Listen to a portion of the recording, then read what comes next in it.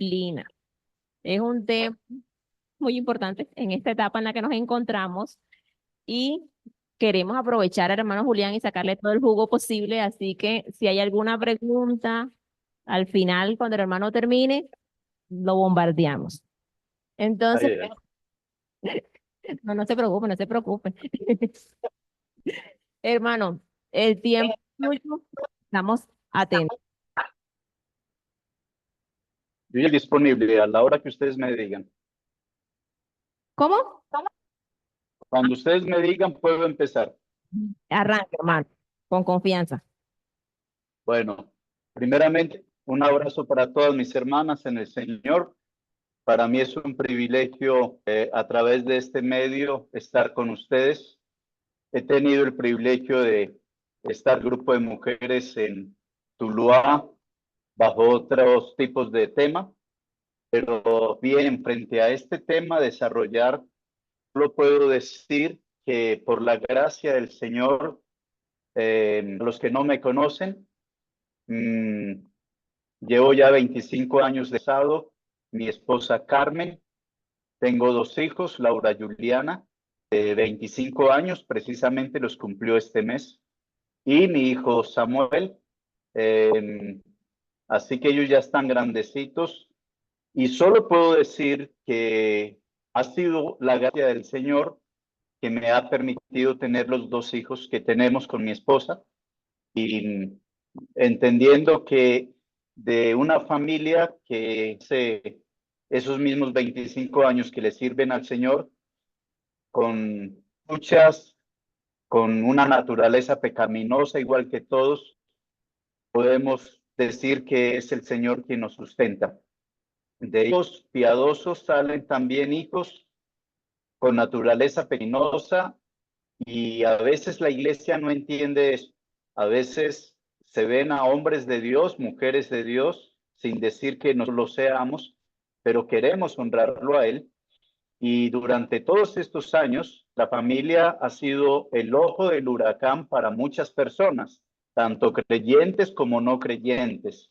La formación de nuestros hijos se ha convertido también en el punto de epicentro para muchas familias observarnos, y esto no es agradable. Así que yo no voy a estar enseñando hoy de cómo Julián y Carmen han criado a sus hijos, sino cómo Dios, a pesar de lo que nosotros somos, nos ha permitido tener a estos dos hijos aún. Entonces, vamos a orar y que el Espíritu Santo sea dándonos en esta tarde. Padre amado, gracias te damos por esta tarde y gracias por este grupo de hermanas que te honran, que quieren glorificarte, que están con un matrimonio, están con unos hijos, están con la expectativa de saber, Señor, qué hacer frente a momentos como estos o como aquellos. Indiscutiblemente, no siempre tenemos una respuesta al instante, pero tú estás allí para enseñarnos que desde que estés con nosotros en el momento de la lucha, no necesitamos respuestas contundentes. Necesitamos que tú estés allí llevándonos de tu mano y saber que tú eres misericordioso y clemente, lento para la ira y grande en misericordia. Que tu gracia, tu verdad, tu justicia, tu amor sea quien nos sustente en Cristo Jesús, Señor nuestro. Amén. Bien, mis hermanas, yo voy a compartir unas diapositivas y lo bueno de eso es que van a dejar de ver mi rostro para ustedes más bien lo que tienen que ver. Y voy a presentarles aquí, eh, espero que lo estén viendo y que se pueda ver. Okay.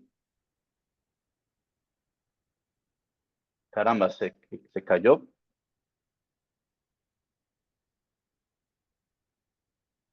¿Se alcanza a ver ahí, por favor?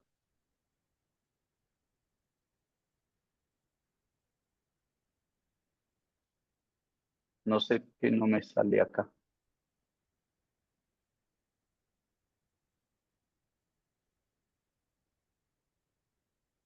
Ok.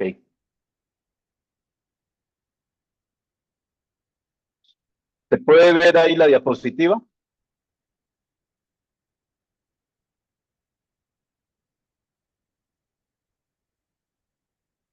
Sí, señor. No, no se ve. Sí, señor. Sí. Romanos. Ah, ok. Bueno, pero Romanos, espera que no es Romanos. Ahora, ¿qué está pasando? Espérate, miro a ver qué pasa por acá. Voy a cerrar. Es que estaba dando carta a los romanos y yo creo que ese es el problema. Ah, bien.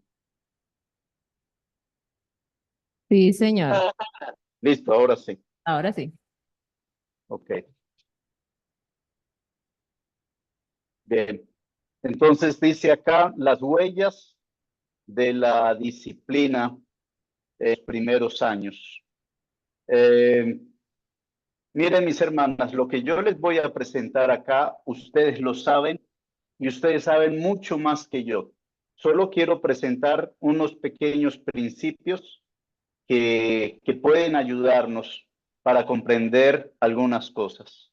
Este pasaje es un pasaje muy conocido, Proverbios 22:6. Instruye al niño en su camino y aún, espera, miro que es que aquí hay algo que no me deja, tengo problemas con esto, ok. Y aún cuando fuere viejo no se apartará de él. El instruye al niño nos está hablando de una masa moldeable, de la temprana edad, de esos primeros años. Y lógico, ya sabemos que nosotros ya estamos de edad adulta. Tan difícil es nosotros cambiar aunque queremos hacerlo. Para nosotros mismos es difícil. Ahora cuando el hijo va creciendo, cuán difícil va a ser. Pero Dios va a ayudarnos en esto y vamos a continuar con el enfoque esta tarde. Y vamos a hablar acerca de las huellas. Nosotros de niños de pronto jugábamos en cómo plasmar las huellas en la playa o con la plastilina, pero las huellas tienen un significado importante en esto de instruye al niño en su camino. Las huellas son las marcas que se impregnan en una acción y quedan registradas de diversas maneras. Tenga en cuenta estas definiciones porque eso es determinante para hoy. Desde el momento en que llegamos a la vida, las huellas han ido apareciendo en nuestro ser, sea por parte de nuestros padres, de parte de la sociedad o de nosotros mismos. Así que hay personas que nos han dejado huellas, huellas buenas, huellas malas. Hay gente que ha pasado por nuestro mundo y indiscutiblemente nos damos cuenta, son a nuestros recuerdos, aquellas cosas que quedaron ahí. Cuanto más nosotros como padres, todos los días con nuestros hijos, si usted no le está dejando una huella a su hija o a su hijo, pues se ha equivocado. Somos las personas que más huellas dejan marcadas en la vida de los hijos. Y dentro de esas huellas entra la disciplina. La disciplina en nuestra vida son como huellas. Se impregnan más cuando la superficie es más vulnerable. Eso lo decíamos ahora. Una plastilina, cuando está bien, la podemos moldear fácilmente. Tenemos lo mismo con el barro, lo mismo con la arena. Cuando el agua recién desaparece, es mucho más fácil trabajar. Lo mismo sucede con nuestros hijos. Desde temprana edad, por lo tanto, su efecto dependerá de qué clase de huella o disciplina vamos a establecer. Entonces, primero mi hermana y mi hermana vas a pensar en esta tarde no tanto en el niño o en la niña. Vamos a estar pensando en quién deja la huella, porque el niño va a quedar con la huella impregnada. El niño va a estar ahí, la niña suya va a estar ahí, pero ¿qué clase de huella? Y el que hace la huella es el que está cercano. En este caso somos nosotros los padres. Entonces, en Proverbios 10 dice la escritura, el hijo necio es tristeza de su madre. Nosotros como padres a veces nos estamos quejando de los resultados. Nos están los hijos desacomodando el ambiente donde estamos. Y entonces eso nos causa tristeza. Tener hijos desobedientes, necios, que no obedecen a sus padres ni al Señor, genera en los padres un dolor y una vergüenza. Recuerde las veces en que usted ha visto eso en la vida de otras o que usted misma ha tenido que enfrentarlo. Ese es un momento desagradable para usted y para mí como padre. Y no queremos que esto suceda. Y a veces hacemos hasta lo imposible porque alguien venga y haga un trabajo con nuestros hijos si es que es el caso. Dice también acá en Proverbios 17:21, el padre del necio no se alegra. Los hijos que obran con necedad traen tristeza, no alegría. Todos estos pasajes nos están llevando a los momentos desagradables que usted y yo no queremos tener. El hijo necio es pesadumbre de su padre y amargura a la que lo dio a luz, a la madre. ¿Quién quiere tener un hijo o una hija así? Posiblemente usted está diciendo, yo ya estoy empezando a sentir algo de esto con el mío o con mía. Pues sin duda, nadie quiere esa situación. Proverbios 19:13, dolor es para su padre el hijo necio. Entonces, en la escritura tenemos diferentes cuadros que nos recuerdan hijos que se han reconocido con una consecuencia de vida poco agradable. Amnón y Tamar, su propio hermano abusa sexualmente de su hermana. Luego tenemos Absalón y Amnón, asesinan a su propio hermano. Absalón lidera una rebelión contra su propio padre. Fines, hijos de Elí, una vida de inmoralidad. Roboán, hijo de Salomón, sin misericordia. Y podemos tener la lista larga. Y usted puede recordar niños que conoció en la congregación, en la escuela dominical. Y ahora están en una situación triste, lamentable o posiblemente ya ni siquiera están. Ya la justicia cayó sobre ellos. Qué dolor para padres que hemos conocido. Naat y Adud profanaron el sacrificio de Dios. Ahí nos dan los hijos que aunque no mataron, no han robado, no se han metido en drogas, pero han negado al Señor o están en otra cosa, nada que lo que nosotros como padres quisiéramos. Esto es dolor.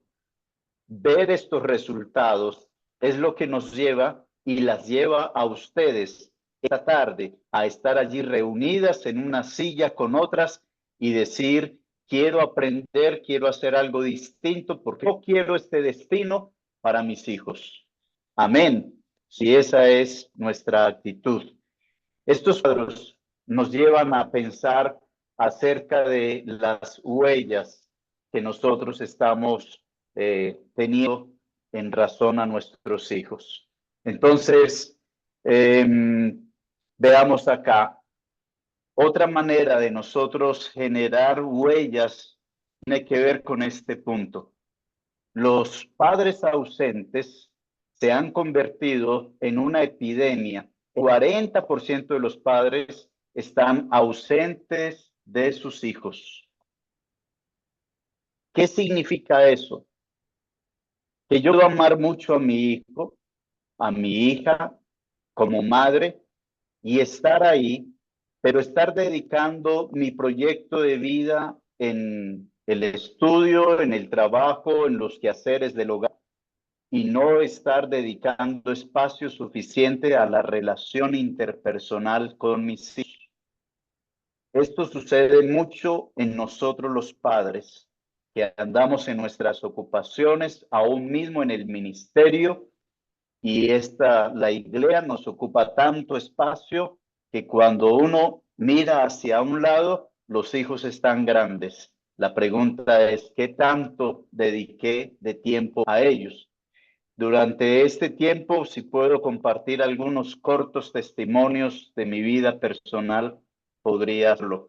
Por ahora, continuamos. Muchos niños que están enfrentando la sociedad, un padre sea por divorcio o separación, o el padre vive en casa, pero es como si no viviera. Esta es una luz roja que debe prenderse en cada hogar.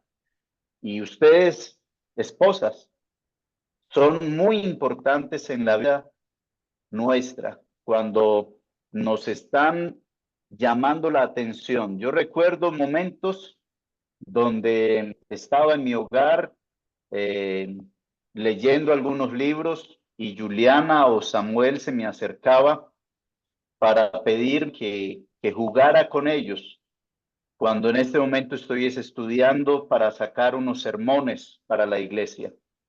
Y ahí es donde me veo confrontado entre el tiempo de la calidad de espacio para mi hijo y las prioridades que competen a mi labor. Y es importante entender, yo creía anteriormente que, que yo tenía que darle a Dios lo que es de Dios, pero no estaba entendiendo que mi hijo Samuel y mi hija Juliana eran aquellos que me daban la licencia para servirle al Señor. Yo no entendía que sacándoles tiempo a ellos, creía yo que perdía tiempo para la obra y no entendía que no sacarles tiempo, precisamente a la postre, ellos me eliminarían del ministerio. Por ese momento que no les dediqué a ellos, que ellos tanto necesitaban. Así que el compartir con nuestros hijos es una huella que un padre o una madre está entregando. Y compartir es jugar, compartir es hablar, compartir es reírnos, compartir es cantar, compartir es tener los chistes, compartir es ir a la piscina, es ir a tomarnos, a comernos un helado de la manera más sencilla, desplatados y sin dinero, pero cualquier cosa pequeña para un niño es algo tan grande. Esto es supremamente importante porque es una de las huellas que marcan la vida de los hijos para manifestar a ellos cuánto les estamos afirmando. Así que presentes, pero no disponibles. Entonces tenemos allí el pasaje en Juan 13:15, que es el pasaje para memorizar, porque ejemplo os he dado para que como yo os he hecho, vosotros también hagáis. Hermanas, hoy el mensaje no está de cómo tengo que tomar a mi hijo para que él entienda por fin esta verdad, sino que tengo yo como madre que aprender para que no se me olvide, porque somos nosotros los que ponemos la huella, la marca. Es un llamado al padre más que al hijo en esta tarde. Todo hijo quiere ser como su padre o su madre.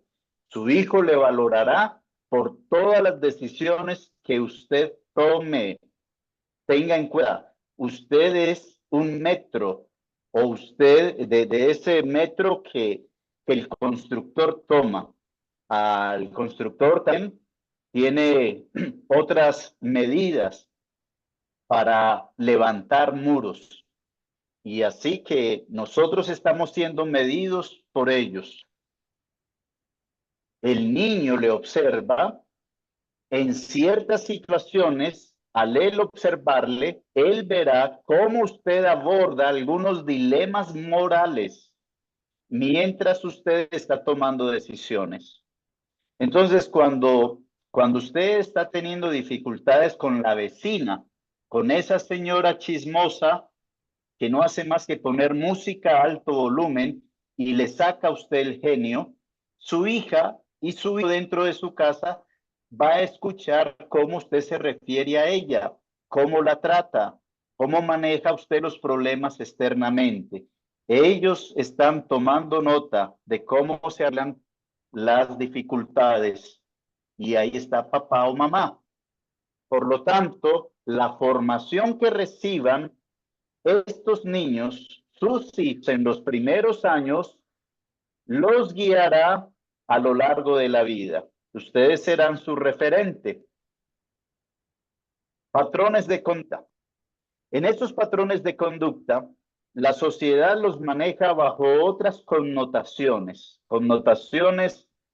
psicológicas, humanistas, pero para nosotros eso no va. Patrones de conducta para nosotros los vamos a tomar dentro del contexto como hijas de Dios. Los pensamientos y las creencias y las ideas son patrones de conducta. Mi hermana, llame Claudia, Lorena, usted que está ahí. Usted viene en Cristo. Estaba en un mundo de inconversa. Cuando a usted le habían enseñado que las cosas no son del que las tiene, sino del que las necesita. Y que usted no sabe con quién se metió, que en el camino andamos y ahí nos encontramos. Cualquier cantidad de versiones y fórmulas que la sociedad nos ha dejado, nosotros las traemos al cristianismo. La traemos en nuestra vida y a veces, si nos cuentan, empezamos a manejar ese estilo de vida como creyentes. El apóstol Pablo, en sus cartas, la carta a los Efesios, a Colosenses, nos manda a despojarnos del viejo hombre, de nuestra manera de vivir que estaba viciada. Y eso viene en los pensamientos y creencias. En la carta a los Romanos, capítulo 12, se nos demanda a ser transformados en la renovación de nuestro entendimiento, cambiar nuestra manera de pensar, nuestras emociones, sentimientos, estados de ánimo e imágenes que proyectamos en el mundo vienen de un mundo, de una sociedad filosóficamente llevada por la cosmovisión de este mundo, las conductas y los comportamientos. Tenemos que reevaluar ¿qué de aquello del pasaje de la segunda carta a los Corintios está reflejado en nuestra vida? De modo que si alguno está en Cristo, nueva criatura, las cosas viejas pasaron, he aquí todas son hechas nuevas. ¿Por qué digo esto? Porque sus hijos les va a importar mucho más que lo que usted les enseñe, lo que usted practica, lo que usted es como persona, cómo usted se comporta, cómo usted manifiesta sus emociones, los momentos de ira, cómo los expresa. La escritura nos manda airaos, pero no pequéis. Pero ¿cómo manifiesto yo mi ira? ¿Cuánto la controlo? Reacciones corporales, ¿cuánto manoteo? Cuando ese patrón destructivo de me salió algo mal, agarro el vaso, lo tiro a la pared, eso se soltó, el niño se puso a llorar, le pegué el grito al niño que por qué llora por bobadas, todo eso generando un campo de formación para ellos. Y luego el Espíritu Santo nos redarguye, nos convence, lloramos, le pedimos perdón al Señor, pero muchas veces a nuestro hijo por lo que acaba de suceder, donde nosotros necesitamos trabajar. la generación de tensiones. Bien, vamos acá. Cuando los patrones son constructivos y conllevan conductas apropiadas a la situación, experimentamos sentimientos de paz y seguridad, actitud firme, palabras claras, con un tono de voz y un volumen apropiado. Las afirmaciones y los juicios se basan en hechos comprobados y se aprecian las cosas como realmente son. Los patrones de conducta destructivos representan todo lo contrario.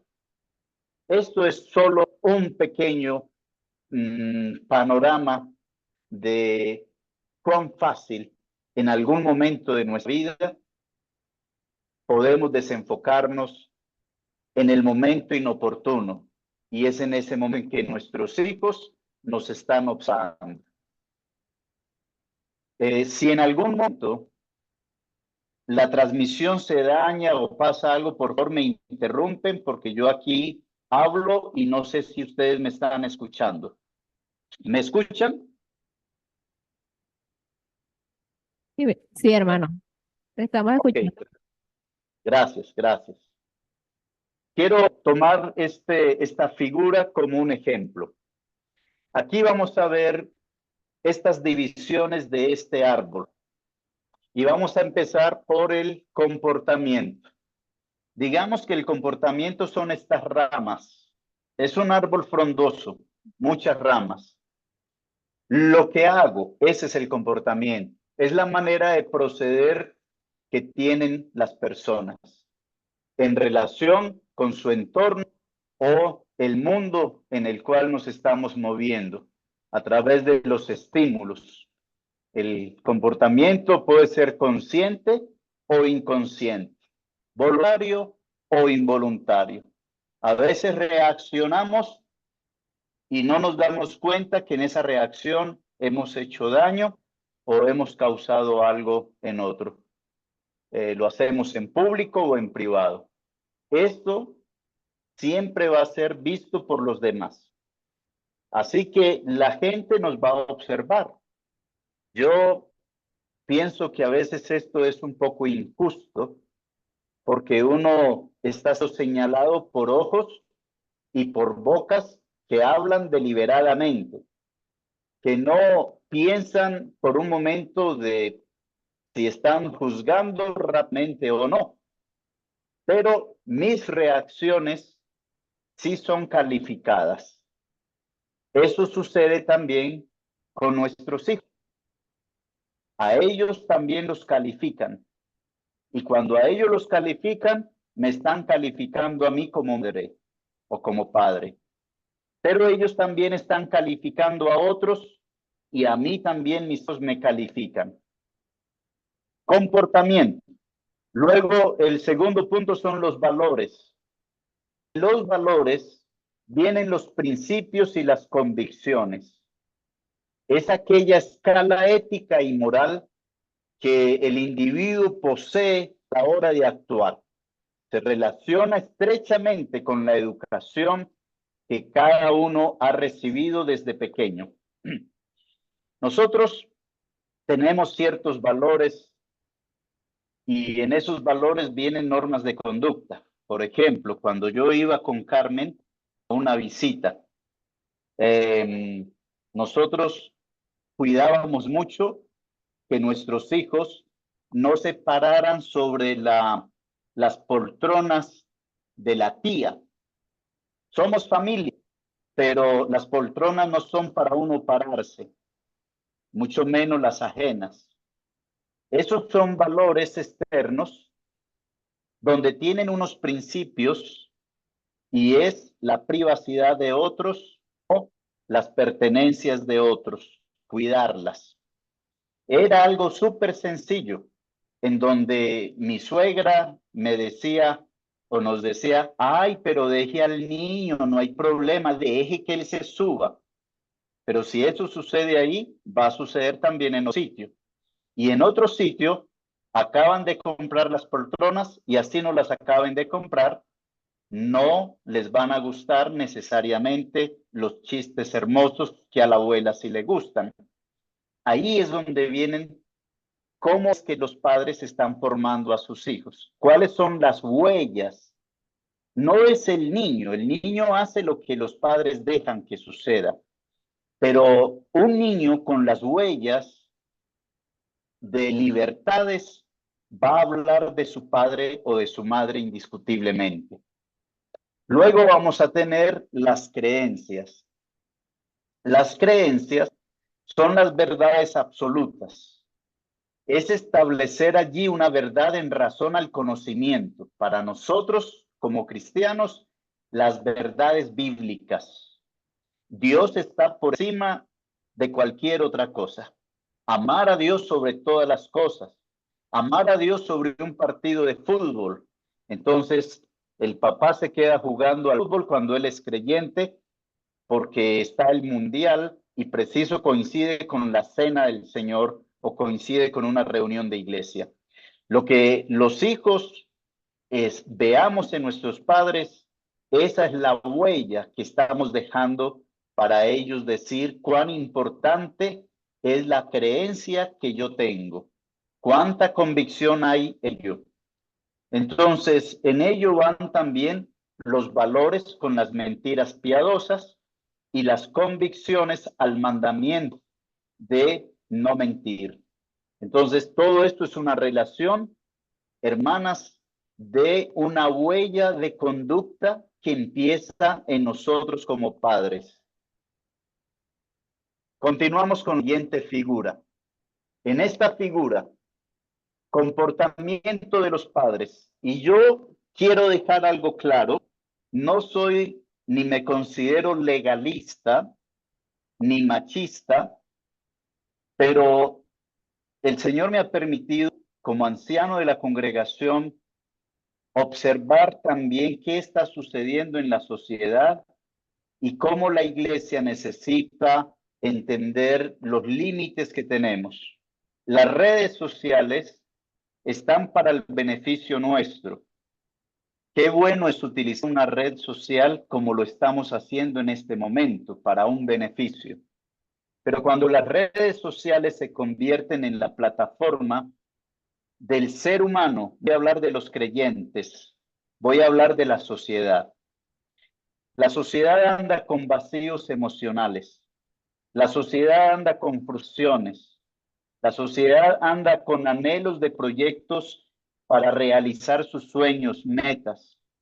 La sociedad necesita ser aceptada. Y todo esto es entendible cuando ahora muchas personas me pueden dar un clip positivo, un chulito a mi Facebook o a mi Instagram, y esa aceptación muestra que me quieren. Eso dice la sociedad.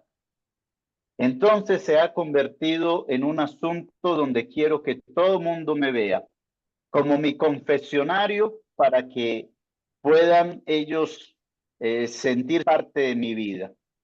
Pero, ¿qué pasa cuando nosotros los creyentes somos los que estamos en las redes sociales? Y yo tengo que pensar qué publico. Primero, ¿en qué rol estoy? Si estoy como rol de madre, mi hija está creciendo. Ella quiere tener tacones como yo los tengo como madre. Ella quiere maquillarse como yo me maquillo. Pero si ella sabe que mis tacones son para que el mundo entero los vea, igual que la falda que tengo, igual que las medias que me puse, y que mi maquillaje es para que muchos hombres vean cómo mis labios quedan cuando así los pongo así estiraditos. Esto es una muestra de lo que yo quiero o simplemente interpretativa de lo que cualquiera quiere interpretar. Pero mis hijos, ellos sí están interpretando en razón a lo que ellos simplemente ven. Quiero hacer lo que mi mamá hace. ¿Cuán peligrosas son las redes sociales? ¿Cuánto beneficia? ¿Cuánto ayuda? Pablo decía, todo me es lícito, pero no todo conviene. Cuán importante es que ese principio, todo me es lícito, pero no todo conviene, no me dice, hermano, dígame dónde está en la Biblia, no puedo tomarme una foto y una selfie y publicarla. Eso no está en la Biblia. El asunto es que el Espíritu Santo me dirá qué edifica, qué no conviene, y el Espíritu me mostrará por su palabra. Que esto sea una realidad para ustedes, para mí, porque nuestros hijos nos están observando. Esto es una huella. Mire la huella cómo se repite. Ahora tenemos los valores, padres en conflictos peleando cerca de sus hijos. Posiblemente ya no están peleando porque se divorciaron. Los divorcios generan en una niña una de dos. Yo no quiero volverme como mi madre o como mi padre, por lo tanto, no me casé. Le cogen miedo al matrimonio. ¿Por qué? Porque la huella matrimonial de mi familia es de peleas, es de discusiones, y ahí es donde nosotros los como creyentes tenemos que evitar que nuestros hijos sean los testigos de nuestros serios conflictos en el hogar. Estamos hablando de cómo disciplinar a nuestros hijos a la temprana edad. Pues hermanos y hermanas, cuando nos disciplinamos primeramente a nosotros mismos, estamos empezando por la disciplina más importante que mis hijos van a recibir, la que se practica. Y luego viene la disciplina directiva hacia ellos, pero esta no nos olvidemos, la que ellos ven. Así que de hogares disfuncionales viene la ideología de género, viene la descomposición de una identidad donde yo aborrezco lo que mi mamá le hace a mi papá o lo que mi papá le hace a mi mamá. Tengo muchos casos, pero eso no es una regla general, pero son situaciones que se dan de niñas que sus padres fueron tan agresivos que ellas hacia los hombres empezaron a tener un resentimiento y un rechazo. Terminaron hacia una tendencia homosexual de lesbianismo en razón a un desenfoque de un padre en el hogar. Esto es increíble, pero de esto y mucho sucede en las desviaciones sexuales. No hay personas homosexuales de nacimiento. Eso es una trampa satánica, eso no existe. Pero la influencia a través de un hogar disfuncional, a través de un abuso sexual, a través de muchos problemas sociales, han generado esta problemática. Lógico, la raíz, el pecado. Jovencitas y jovencitos a temprana edad, cuando tienen un padre ausente, una madre ausente, entonces conseguimos afecto fuera. Ahí es donde tenemos niñas de 12 años con novio, con novia, y los padres casi con ganas de decirle a los ancianos que presentemos la parejita a la iglesia, aceptando un noviazgo porque prefiero eso a que la muchachita se me vaya. Así que estas son situaciones que no alegran el corazón de una madre cuando su hija no ha terminado sus estudios, 11 añitos, 12 añitos y ya está involucrada en sus sentimientos. Todo esto tiene un trasfondo. Yo estoy dando aquí un resumen, pero lógico que hay mucha tela para cortar de acá. Creencias. Mis creencias como padre. Cuando yo como creyente leo cualquier cantidad de libros que me llegan a la casa. Me tocan los testigos de Jehová, escuchemos la palabra del Señor. Me tocan los adventistas, qué bueno, hábleme más de la ley. Y así sucesivamente empiezo a veces a no tener convicciones de nuestras creencias. ¿Cuánto de nosotros los padres conocemos la escritura? Nuestros hijos están viendo que sus padres están teniendo un estudio bíblico, que nos estamos documentando, o que los hijos nos hacen preguntas y no sabemos cómo responder lo más sencillo. No estoy juzgando a las madres en la tarde, solo estoy diciendo que los hijos son una esponja que absorbe. Ellos quieren absorber de nosotros lo que nosotros vemos. ¿Cuántos niños vienen a sus madres para hacerle preguntas y tenemos que remitírsela a otra hermana, a otro hermano, a los ancianos, porque usted y yo no sabemos cómo responder?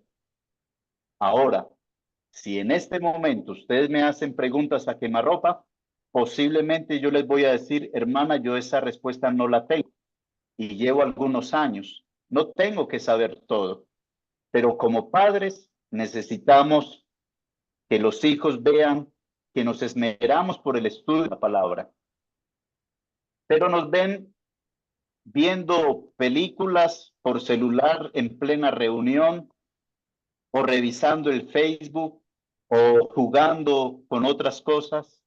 Ellos van a hacer lo mismo. Concluyo con este cuadro. El sistema mundanal tiene una manera de pensar con filosofías y corrientes, valga la redundancia, filosóficas. El pragmatismo es la filosofía que nos enseña que lo más rápido, lo más fácil es lo que necesito hacer. El hedonismo, ese sentimiento de el amor, de las sensaciones, de los sentimientos, del enamoramiento, de la sensibilidad, donde todo se está manejando sobre las aras del amor, del sentir, de lo que a mí me gusta, no de lo que Dios dice, sino de lo que yo quiero. El relativismo. Yo no estoy de acuerdo con todo lo que la Biblia enseña, se vuelve uno loco o fanático. El relativismo es que no necesariamente lo que es para verdad para usted lo es para mí. Hay mucho hermano que está utilizando el relativismo en su manera de ver la Biblia. Y cuando uno habla de principios bíblicos, el hermano dice, ay, yo no creo que Dios sea así. Ay, no, pero eso ya es muy exagerado. Eso es relativismo. Narcisismo, mucho amor por nosotros mismos, mucha imagen. Nos alegra que siempre nos estén vislumbrando, nos estén admirando. La imagen predomina por encima de las cosas. Sincretismo, no me importa preocuparme de tantos detalles de la doctrina. Me gusta conocer lo básico y mientras más sabe las cosas de Dios de cualquier área, mucho mejor. Eso es sincretismo. Conciliar cantidades de creencias y finalmente vino sin saber qué creer. El cristianismo sensual y es basado sobre cómo me siento en la iglesia. Hoy la iglesia en la alabanza estuvo terrible, no me gustó la alabanza.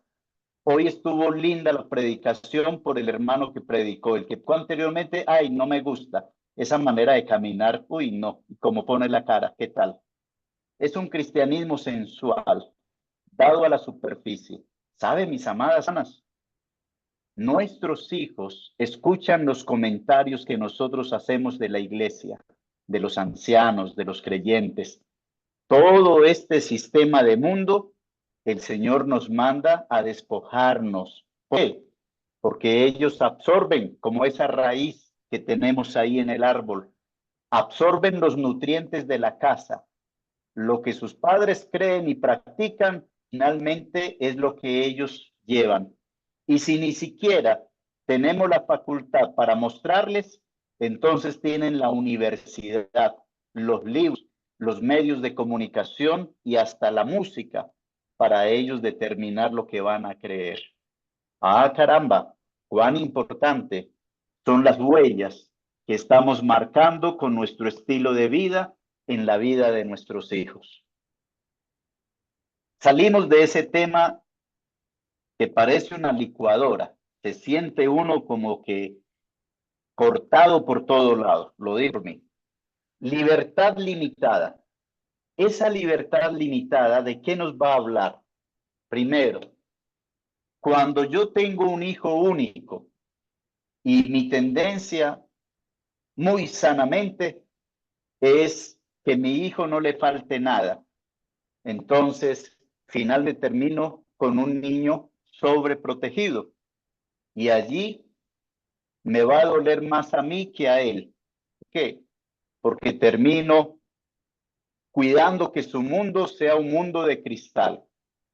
Y allí esa libertad está limitada. En Proverbios 29:15 dice la palabra del Señor: el niño dejado a sus caprichos es vergüenza de su madre.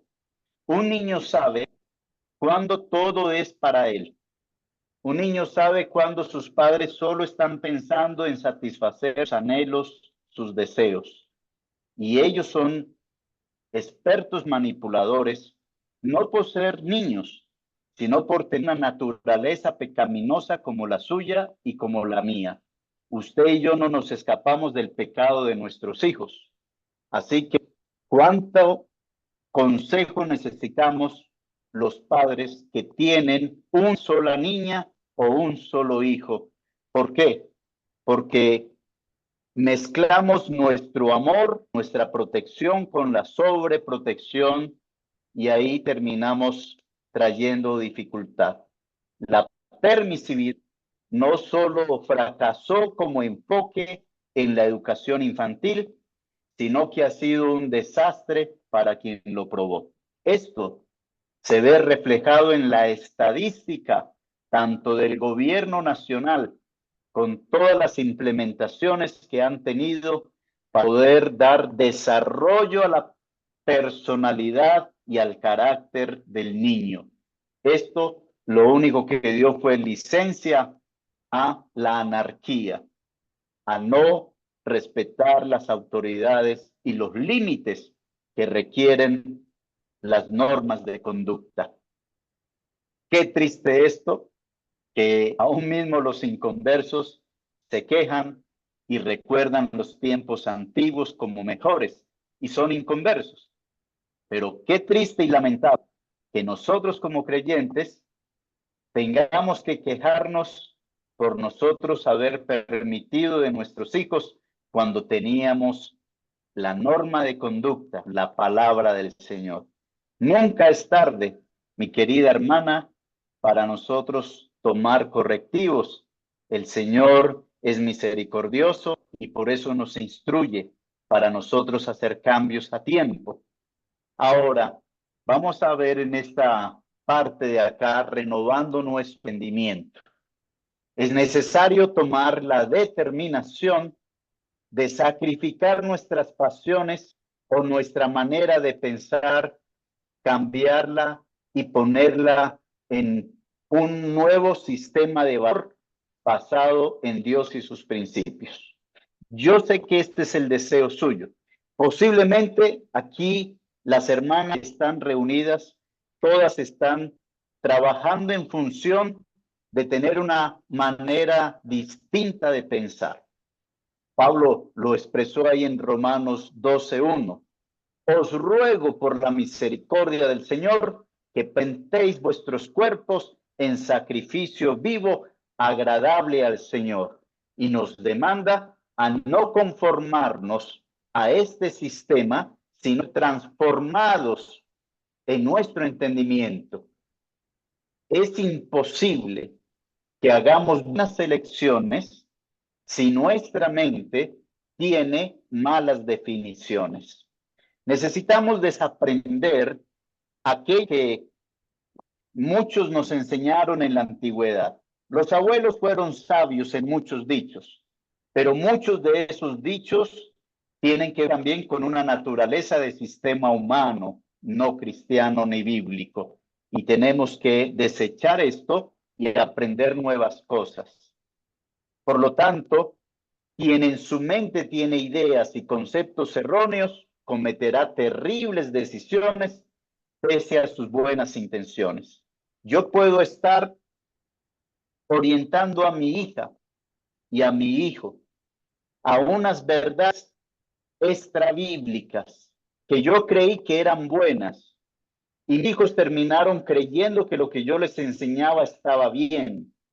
Pero qué triste es uno después decir, ay caramba, me equivoqué y así se lo enseñé a mis hijos. Gracias al Señor que tenemos para corregir y para permitir que se rompa la cadena de la mentira que hemos aprendido de esta sociedad. Si hasta el momento hay alguna pregunta o alguna inquietud, puedo hacer un pare porque sé que hasta ahora he dado una información que no sé a qué punto sea necesario clarificar algo. Si es del caso, me dicen, entonces paramos las diapositivas y escuchamos. No, hermano, todo claro. Hasta el momento vamos bien. Ok. Continuamos entonces. Cada vez que su hijo o su hija tiene que tomar una decisión, recuerde lo que vimos ahora. Siempre recordará aquel momento en el que su padre o su madre le marcó la huella entre lo bueno y lo nocivo.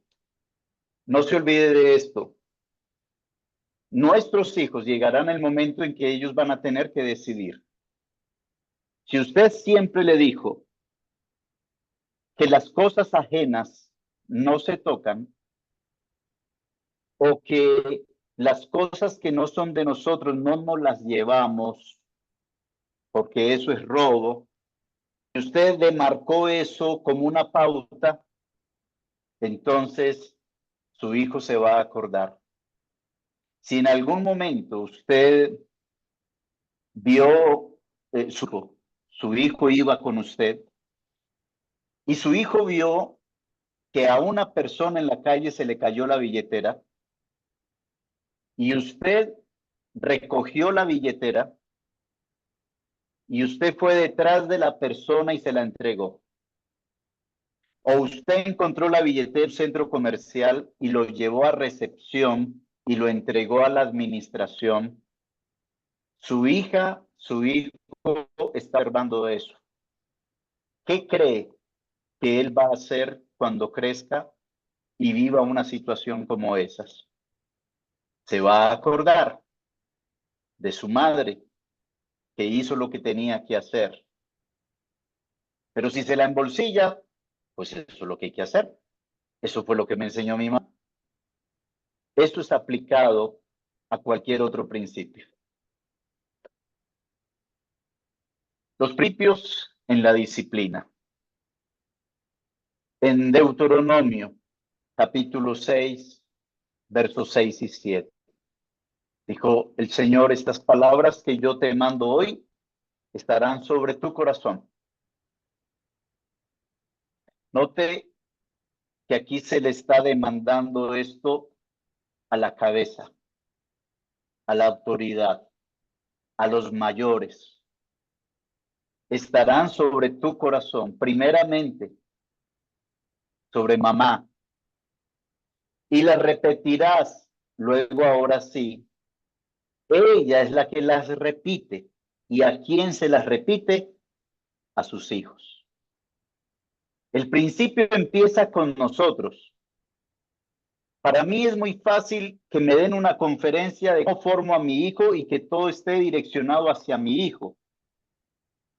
El problema es que la conferencia se me complica cuando empiezan por mí, cuando empiezan en cuanto a que soy yo quien tiene que tomar las primeras decisiones.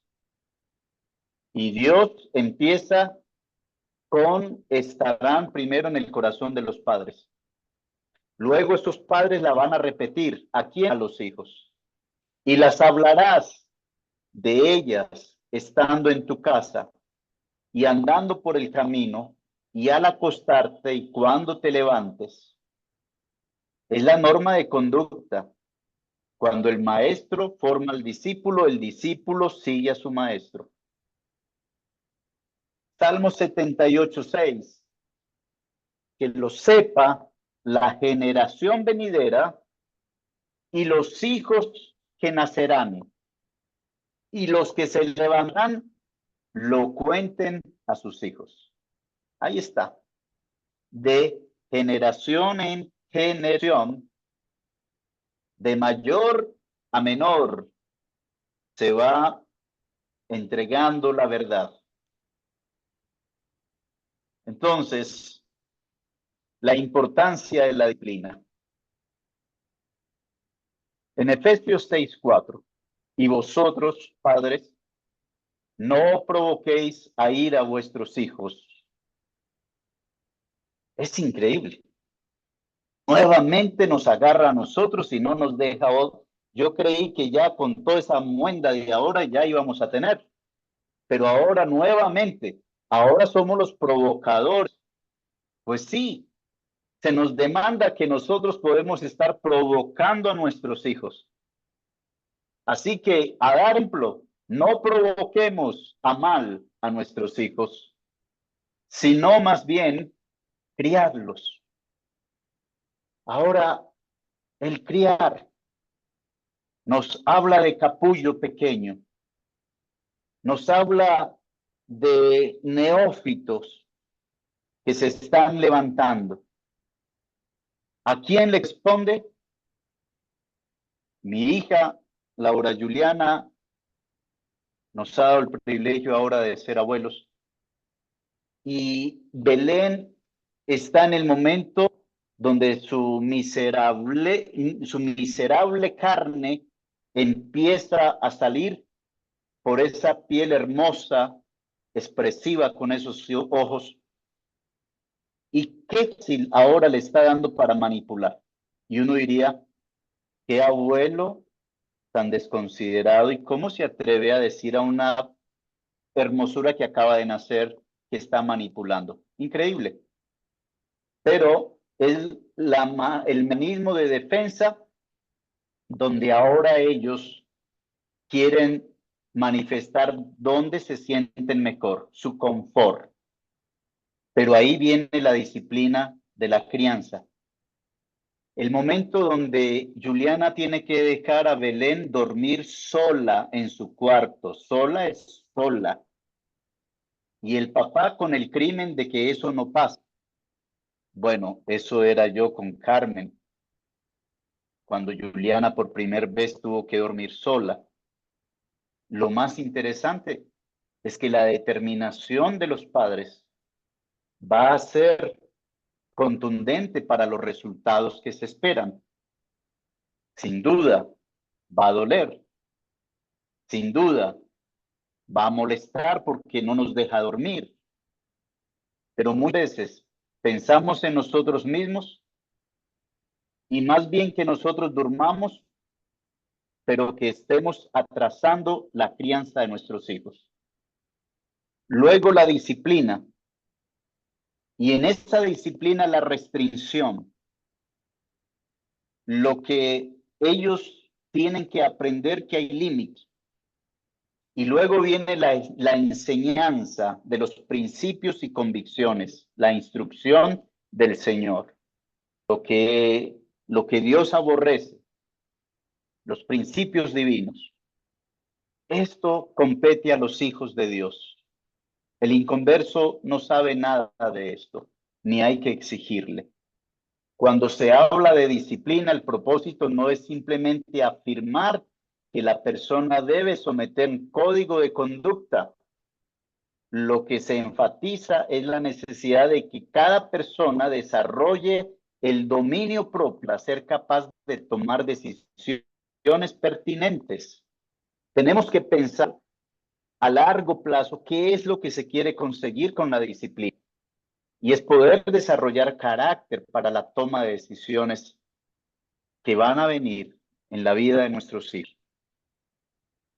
Luego, vemos aquí la importancia de un niño, o sea, entender que un niño indisciplinado no sabe usar su libertad. Cuando no se les da formación, nosotros estamos esperando de ellos resultados. Un niño que vive en restricciones tendrá un concepto de libertad completamente erróneo. La disciplina colabora en el aprendizaje del uso de la libertad. El niño disciplinado aprende a administrar, a aprende a admitir las restricciones que otros le imponen y como consecuencia puede disfrutar más de su propia libertad. Mire, cuando Dios puso a Adán y a Eva, dos jovencitos, en el huerto del Edén, Dios les dio libertad, les dio capacidad de elegir entre lo bueno y lo malo. Lo que ellos tenían que entender, la libertad de elegir no necesariamente los tendría que llevar a elegir. ¿Me explico? Nuestro hijo tiene la capacidad de tomar una decisión, pero así como tiene capacidad de tomar una decisión, tiene la capacidad de quedarse quieto y de no tomarla. Eso es libertad. Libertad se cree que es hacer lo que se quiere hacer. Libertad se cree que es movimiento, acción. No, libertad no siempre es acción. También la libertad es reposo, quedarnos quietos. Eso también es libertad. Y es lo que necesitamos enseñar a nuestros hijos, que la libertad conlleva la restricción del reposo, de no actuar. Eso también es ser libres.